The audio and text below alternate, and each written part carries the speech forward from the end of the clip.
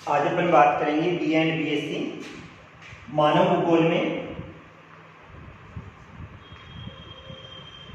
हट्टिंगटन के तत्वों का।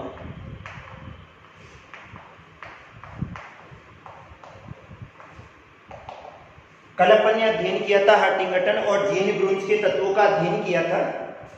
एक बार इस टॉपिक को दोबारा से बता देता हूं क्योंकि इसका हर साल क्वेश्चन आता है। तो मानव भूगोल में हट्टिंगटन के तत्वों का अध्ययन करें तो हट्टिंगटन के अनुसार मानव भूगोल में अपन कौन से तत्वों का अध्ययन करते हैं। तो इसके अंतर्गत 3 क्रियाओं का अध्ययन किया जाता है। वो 3 क्रियाएं कौन कौन सी हैं? एक तो अपन अध्ययन करते हैं प्राकृतिक दशाओं का अध्ययन करते हैं। कौन सी आ जाएगी? प्राकृतिक दशाओं का अध्ययन किया जाता है। दूसरा जो अपन अध्ययन करते हैं वो आता है जीवन के भेद। जीवन के भेद का मतलब होता है किस किस में जीवन पाया जाता है। प्राकृतिक दशाओं का अध्ययन किया जाता है, जीवन के भेद का अध्ययन किया जाता है। और तीसरा आता है मानव प्रक्रियाएं या क्रियाएं। अर्थात 3 चीजों का अध्ययन करेंगे। तीसरा जो अध्ययन करते हैं वो किसका किया जाता है? मानव प्रक्रियाओं का अध्ययन किया जाता है। हट्टिंगटन के अनुसार मानव भूगोल के तत्वों को 3 भागों में बांटा जाता है। सबसे पहले प्राकृतिक दशाएं आ जाती है, दूसरा जीवन के भेद आ जाते हैं और तीसरा कौन सा आ जाता है? मानव प्रक्रियाएं आ जाती है। सबसे पहला आता है प्राकृतिक दशाएं। और प्राकृतिक दशाओं में अपन अध्ययन किसका करते हैं? पृथ्वी की गलोपर स्थिति। पृथ्वी की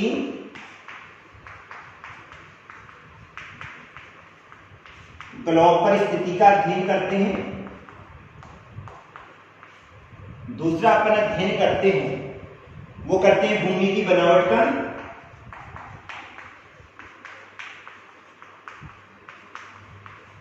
तीसरा अध्ययन किया जाता है जलवायु का। चौथा अध्ययन मिट्टी का किया जाता है। और 5वां अध्ययन करते हैं अपन जलाशय का अध्ययन करते हैं। हट्टिंगटन के अनुसार मानव भूगोल के तत्वों में प्राकृतिक दशाओं में अपन किसका अध्ययन करते हैं? सबसे पहले ग्लोब, पृथ्वी की ग्लोबर स्थिति। संपूर्ण ग्लोब का अध्ययन करें अपन। ग्लोब के अंतर्गत अपन संपूर्ण पृथ्वी को लेते हैं। पृथ्वी के जिस भाग का अध्ययन किया जाता है उसकी ग्लोबर स्थिति कहां पाई जाती है? ये अक्षांश रेखाएं होगी और ये कौन सी होगी? देशांतर रेखाएं होगी। तो कहां पर स्थित पाया जाता है? जैसे भारत का अध्ययन करें तो भारत कौन से क्षेत्र में स्थित है? उत्तरी पूर्वी। तो ये यहां पर स्थिति आ जाएगी। तो सबसे पहला अपन अध्ययन करते हैं पृथ्वी की गलोपर स्थिति। इसके अंतर्गत अपन पृथ्वी की शक्तियों का अध्ययन करते हैं। और पृथ्वी का अध्ययन करें तो पृथ्वी सूर्य के चारों ओर चक्कर लगाती है। भाई ये जैसे पृथ्वी होगी, ये पृथ्वी का भाग हो गया और ये अपना सूर्य हो गया। तो ये पृथ्वी सूर्य के चारों ओर क्या करती है? चक्कर लगाती है और इसे कहा जाता है परिक्रमण कहा जाता है। पृथ्वी अपने स्थान पे भी घूमती है और इसे कहा जाता है परिभ्रमण कहा जाता है। सूर्य के चारों ओर चक्कर लगाएगी जब तो क्या हो जाएगा? परिक्रमण हो जाएगा। और अपने स्थान पे घूमेगी तो क्या हो जाएगा? परिभ्रमण हो जाएगा। सूर्य के चारों ओर चक्कर लगाती है। वो कितने टाइम में लगाती है? 365 से 1/4 दिन में चक्कर लगाती है। और जब 365 से 1/4 दिन में चक्कर लगाती है तो उसके कारण से अपनी ऋतुएं बनती है। ऋतुएं कौन कौन सी बनती है? सर्दी, गर्मी और वर्षा। एक वर्ष हो गया और एक वर्ष में 3 ऋतु हो रही है, सर्दी, गर्मी और वर्षा। दूसरा आता है अपने स्थान पे घूम रही है। और जब अपने स्थान पे घूमती है तो क्या बनते हैं? दिन और रात बनते हैं। जब ऋतुओं का निर्धारण होता है तो मानव के रहन सहन के ढंग, उसकी कृषि दशाओं और व्यवसाय सब में क्या आ जाता है? परिवर्तन आ जाता है।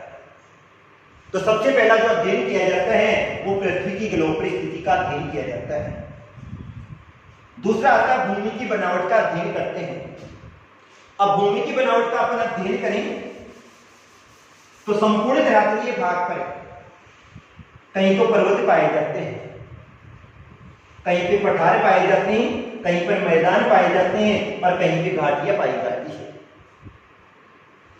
इस भूमि की बनावट के आधार पे मानव के व्यवसाय में और वहां की जलवायु में क्या आ जाता है, परिवर्तन आ जाता है।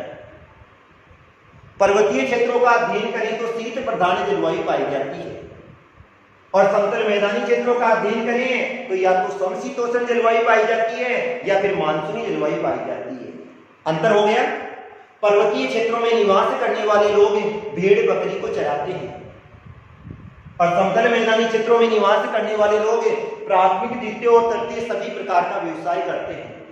यहाँ पर उद्योगों की स्थापना नहीं की जाती है, जबकि समतल मैदानी क्षेत्रों में अपन उद्योगों की स्थापना भी कर सकते हैं।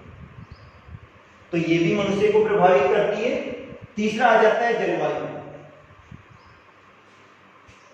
जलवायु मनुष्य को सर्वाधिक प्रभावित करती है और जलवायु की दशाओं के अनुसार जैसी जलवायु होती है वैसी वहां पे वनस्पति होती है। अध्ययन करें तो पर्वतीय क्षेत्रों में कोणधारी वन पाए जाते हैं। नीचे वाले क्षेत्रों का अध्ययन करें तो वहां पे सदाबहार वन पाए जाते हैं और वर्षीय क्षेत्रों का अध्ययन कर लें तो वहां पे मरुद्भिद वनस्पति पाई जाती है, अर्थात कटीली झाड़ियां पाई जाती है। पृथ्वी एक ही है, जलवायु के अनुसार वनस्पति में क्या आ गया, परिवर्तन आ गया। जलवायु के अनुसार जीव जंतुओं में परिवर्तन आ जाता है। रेगिस्तानी क्षेत्र होगा ऊंट पालते हैं, पर्वतीय क्षेत्र होगा याक या लांबा को पालते हैं और ध्रुवीय क्षेत्र हो गया जहां पर बर्फ गिरती है तो वहां पे रेनडियर को पाला जाता है। रेनडियर यानी एस्किमो जनजाति के लोग पालते हैं और इनके पास एक विशेष प्रकार की गाड़ी होती है जिसके पहिए नहीं होते हैं और वो बर्फ पे फिसलती हुई चलती है और उस गाड़ी को क्या कहा जाता है, स्लेज गाड़ी कहा जाता है। तो आगे अंदर तो जिस प्रकार की जलवायु पाई जाती है वहां पर वैसी प्राकृतिक दशाएं होती है, वैसे जीव जंतु होते हैं, वैसी कृषि होती है। फिर बाद में लेते हैं अपन मिट्टी।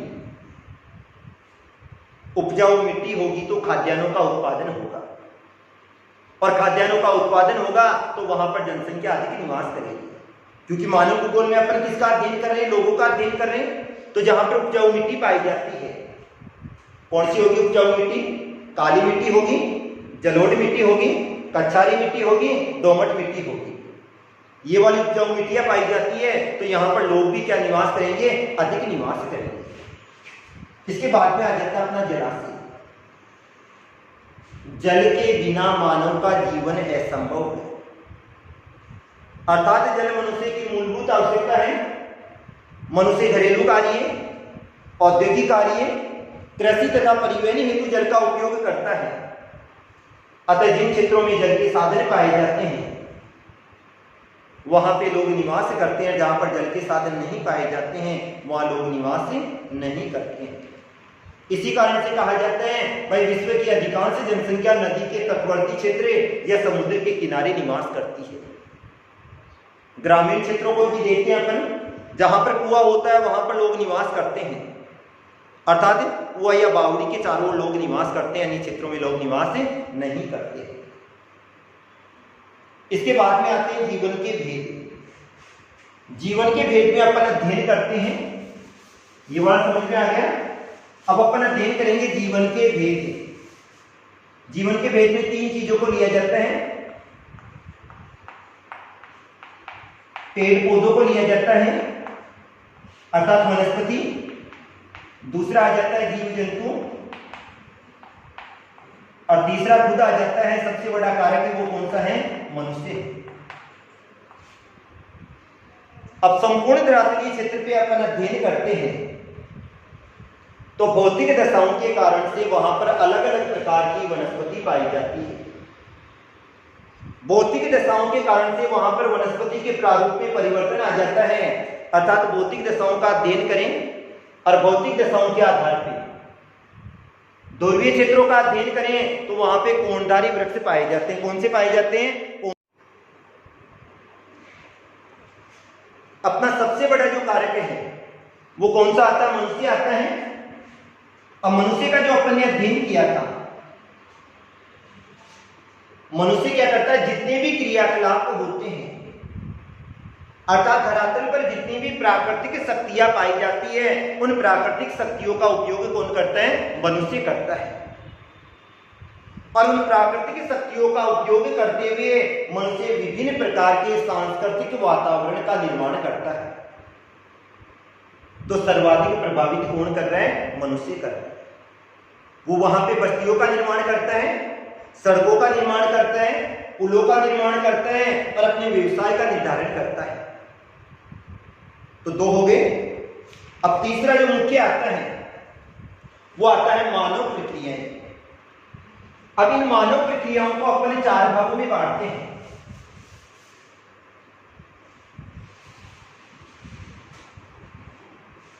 चार भाग कौन कौन से आते हैं? सबसे पहले आता है भौतिक आवश्यकताएं।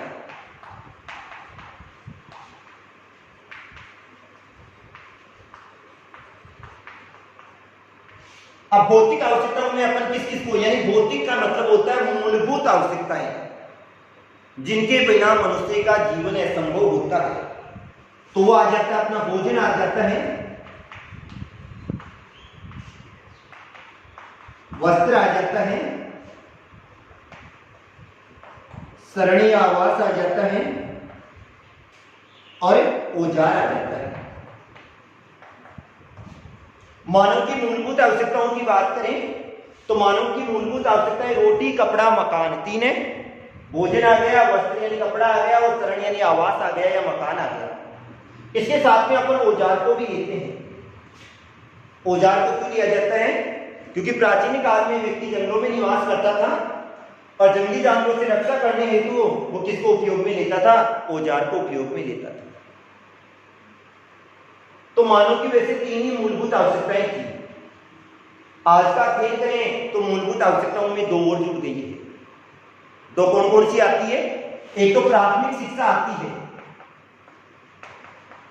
5वीं 8वीं तक की शिक्षा सभी को फ्री दी जाती है। और दूसरा प्राथमिक स्वास्थ्य।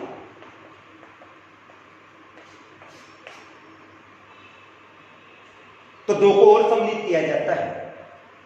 लेकिन अपन ये पहले का अध्ययन कर रहे हैं, किसका अध्ययन कर रहे हैं? हर्टिंगटन की भूगोलविद्या का अध्ययन कर रहे हैं।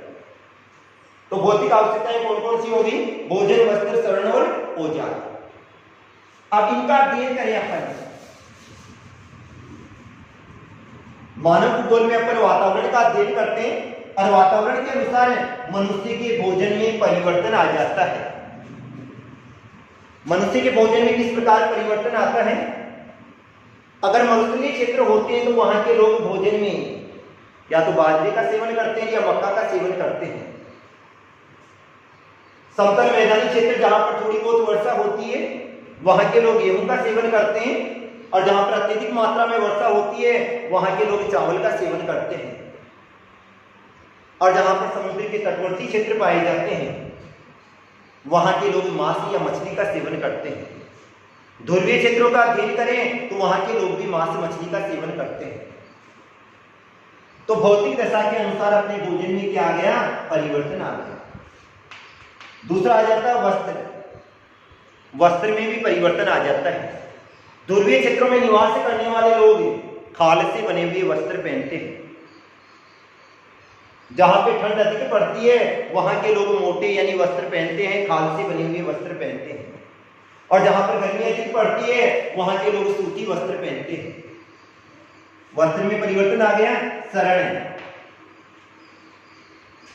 प्रत्येक स्थान पे देखते हैं अपन बस्तियों का प्रारूप पाया जाता है, वो अलग अलग पाया जाता है। अलग अलग किस प्रकार से पाया जाता है? ध्रुवीय क्षेत्रों का अध्ययन करें तो ध्रुवीय क्षेत्रों में एक विशेष जनजाति निवास करती है और उस जनजाति को अपन एस्किमो जनजाति कहते हैं। अब ध्रुवीय क्षेत्रों में न तो पेड़ पौधे पाए जाते हैं तो लोग लकड़ी से मकान भी नहीं बनाएंगे, वहां पत्थर भी नहीं पाए जाते हैं तो लोग मकान किस प्रकार से बनाएंगे? तो वहां के लोग क्या करते हैं? बर्फी सख्त ईंटों को काट के और एक गुंबद नुमा मकान बनाते हैं। इस प्रकार से इस गुंबद नुमा मकान को इग्लू कहा जाता है।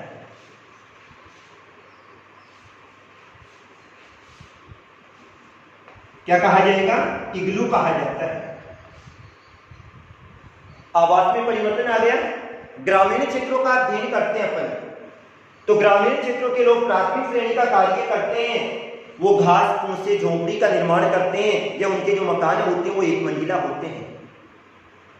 और नगरीय क्षेत्रों में जो लोग निवास करते हैं वो बहुमंजिला इमारतों का निर्माण करते हैं।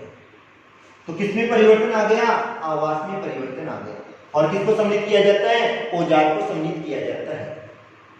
इसके बाद में दूसरा आता है अपना मुख्य व्यवसाय। मानव प्रक्रियाओं में दूसरा कौन सा आता है? मुख्य व्यवसाय।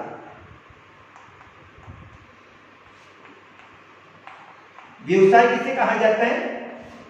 मानव द्वारा अपनी जीविकोपार्जन हेतु की जाने वाली आर्थिक क्रिया को क्या कहा जाता है? व्यवसाय कहा जाता है। मानव द्वारा अपने जीविकोपार्जन यानी मनुष्य अपना जीवन चलाने हेतु जो भी आर्थिक क्रियाकलाप करता है उसे क्या कहा जाता है? व्यवसाय कहा जाता है। अब मानव के व्यवसाय में ले तो अपन लेते हैं गमनागमन। गमनागमन का मतलब होता है व्यक्ति एक स्थान से दूसरे स्थान पर जा रहा है तो इसे क्या कहा जाता है? गमनागमन। आगे आ जाता है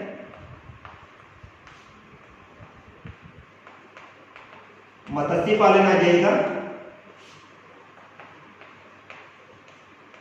पशुपालन आ जाएगा, कृषि को लेते हैं,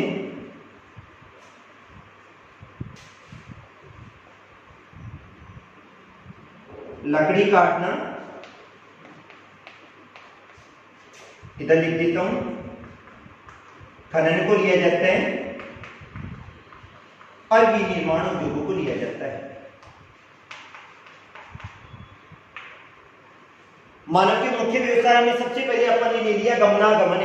गमनागमन का मतलब होता है व्यक्ति के एक स्थान से दूसरे स्थान पर जाने की क्रिया, और इसके अंतर्गत अपन संग्रहण को भी ले सकते हैं। अर्थात प्राचीन काल में व्यक्ति क्या करता था? जंगलों में जाता और वहां से जो भी कंदमूल फल या लकड़ी प्राप्त होती उसका क्या करता था? संग्रहण करता था। दूसरा आ जाता आखेट। आखेट का तात्पर्य होता शिकार करना। ये वाला व्यवसाय उच्च अक्षांशों में किया जाता है, निम्न अक्षांशों में किया जाता है। जहां पर कृषि हेतु अनुकूलतम दशाएं नहीं पाई जाती है वहां पर लोग क्या करते हैं? आज भी आखेट करते हैं।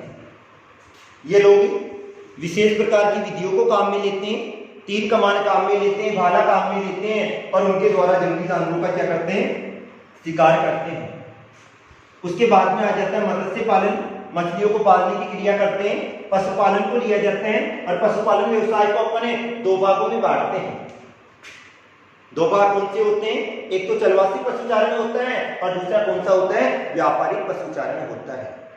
तो किसको सम्मिलित किया जाता है? पशुपालन को सम्मिलित किया जाता है, कृषि को सम्मिलित किया जाता है, लकड़ी काटने को सम्मिलित किया जाता है। कृषि का अध्ययन करें तो आज विश्व की अधिकांश जनसंख्या कौन से व्यवसाय में लगी होती है? कृषि व्यवसाय में। और भारत का अध्ययन करें तो भारत की 70% जनसंख्या कौन से व्यवसाय में लगी हुई है? कृषि व्यवसाय में। इसके बाद में खनन को लिया जाता है। अब ये वाले जो व्यवसाय है वो तो कौन से व्यवसाय में आ जाते हैं? प्राथमिक व्यवसाय में आ जाते हैं। किसमें आते हैं? प्राथमिक व्यवसाय में आ जाते हैं। और दूसरा आ जाता है अपना विनिर्माण उद्योग। विनिर्माण उद्योग जो कि अपने कौन से व्यवसाय में आता है? द्वितीय व्यवसाय में आता है। परिभाषा क्या होगी? प्राथमिक व्यवसाय से प्राप्त कच्चे माल को मनुष्य अपनी बुद्धि के द्वारा, शारीरिक श्रम के द्वारा या यांत्रिक शक्ति के द्वारा विशिष्ट गुण या आकार वाली वस्तु में परिवर्तित करता है, तो इसे क्या कहा जाता है? विनिर्माण। प्राथमिक व्यवसाय से अपन ने कपास का उत्पादन किया, कपास से बिनोला निकाल दिया, और उसके बाद में उससे कपड़े का निर्माण कर दिया। वस्तु का गुण अलग हो गया, अलग होते ही इसके मूल्य में भी क्या हो जाती है? वृद्धि हो जाती है। तो प्राथमिक व्यवसाय से प्राप्त कच्चे माल को मनुष्य अपनी बुद्धि, शारीरिक श्रम या यांत्रिक शक्ति के द्वारा विशिष्ट गुण या आकार वाली वस्तु में परिवर्तित करता है, जिसे क्या कहा जाता है? विनिर्माण कहा जाता है। दो हो गए। तीसरा आ जाता है अपना कार्य कुशलता।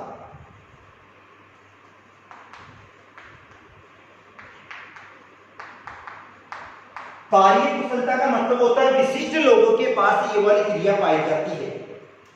तीन को लेते हैं,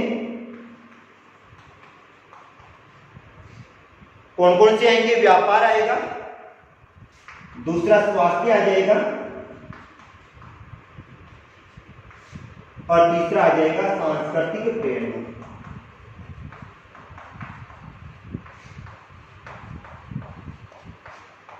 व्यापार को अपन तृतीय व्यवसाय में लिया जाता है, जो कि कुछ ही लोगों के पास में होता है।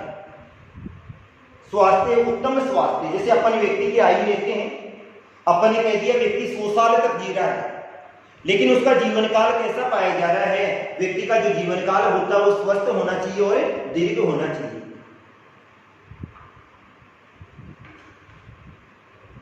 तो उसके स्वास्थ्य को लिया जाता है और सांस्कृतिक प्रेरणा को लिया जाता है। 3 हो गए, व्यापार हो गया, स्वास्थ्य हो गया और सांस्कृतिक प्रेरणा हो गई। अब चौथा अपना जो आ जाता है, इधर बता रहा हूं, चौथा अपना आ जाएगा उच्च आवश्यकताएं।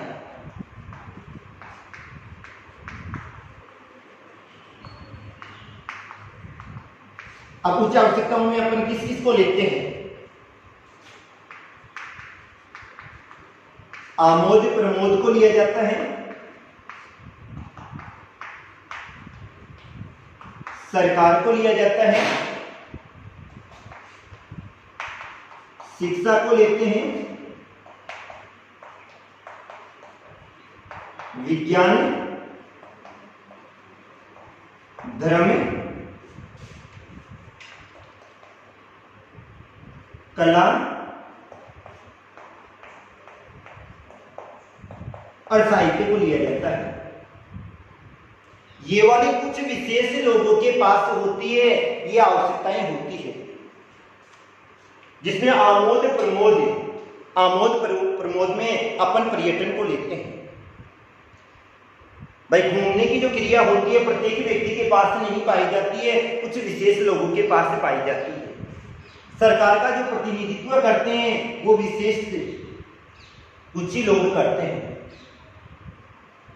शिक्षा प्रत्येक व्यक्ति के पास नहीं पाई जाती है, विज्ञान को लिया जाता है, धर्म, कला और साहित्य को लिया जाता है। ये मानव की कुछ आवश्यकताओं के अंतर्गत आती है, जो कि कुछ विशेष लोगों के पास पाई जाती है। तो ये तो थे हंटिंगटन के अनुसार मानव भूगोल के तत्व। ये क्वेश्चन 100% आएगा। Okay, thank you.